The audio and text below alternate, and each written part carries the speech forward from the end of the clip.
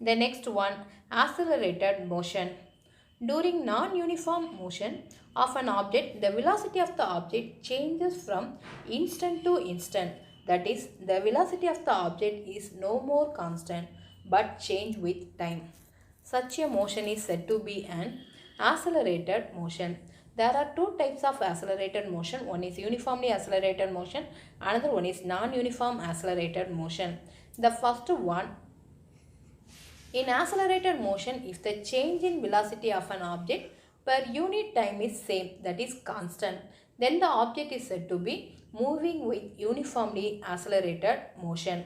The second one, in accelerated motion, if the change in velocity per unit time is different at different time, then the object is said to be moving with a non-uniform accelerated motion. The next one, average acceleration.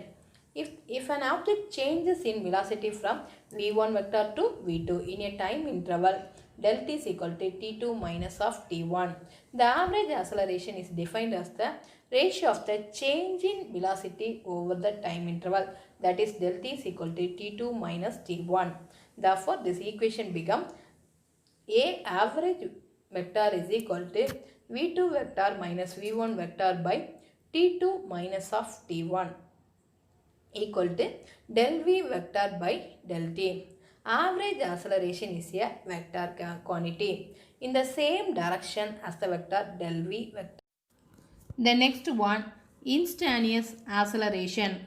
The acceleration will give the change in velocity only over the entire time interval. The instantaneous acceleration or acceleration of a particle at a time t is given the rate of change of ratio of the change in velocity over del t. Therefore, write the equation a acceleration a vector is equal to limit del t into 0 del v vector by del t. Therefore, dv vector by dt. The formula for acceleration, rate of change of velocity. Therefore, dv vector by dt. The acceleration of the particle at any instant t is equal to rate of change of velocity. Acceleration is a vector quantity. The SI unit of acceleration is meter second minus 2. The dimensional formula for acceleration is m0 L1 t minus 2. Therefore, acceleration is positive if the velocity is increasing. If the acceleration is the negative, the velocity is decreasing. The negative acceleration is called retardation or deceleration. In terms of components, we can write a vector is equal to dvx by dt I cap plus dvy by dt j cap plus dvz by dt k cap equal to change in velocity. Therefore, write in vector form. Therefore, dv vector by dt.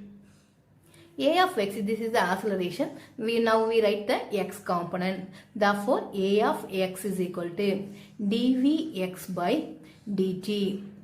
A of y component. A of y is equal to dvy by dt. Z component, therefore a of z is equal to dvz by dt. The component of instantaneous acceleration. Each component of velocity is the derivative of the corresponding coordinates. Now we find the value of acceleration. We know that velocity is equal to distance by time taken, dx by dt. This value substitute in this equation. Therefore, now this equation becomes a of x is equal to d of dt. The vx value is equal to dx by dt. Therefore, this equation becomes d square x by dt square. Then a of y is equal to d by dt dy by dt. Therefore, this equation becomes d square y by dt square. Then a of z is equal to d by dt dz by dt. Therefore, this equation becomes d square z by dt square. The acceleration vector a vector, right? This equation written as a vector is equal to d square x by dt square I cap plus d square y by dt square j cap plus d square z by dt square k cap. Therefore, this equation becomes d square r vector by dt square. The acceleration is a second derivative of the position vector. Second derivative means d square x by dt square. Graphically, the acceleration is the slope in the velocity time graph. In the same time, acceleration time graph is given. The velocity can be found the area under the acceleration time graph.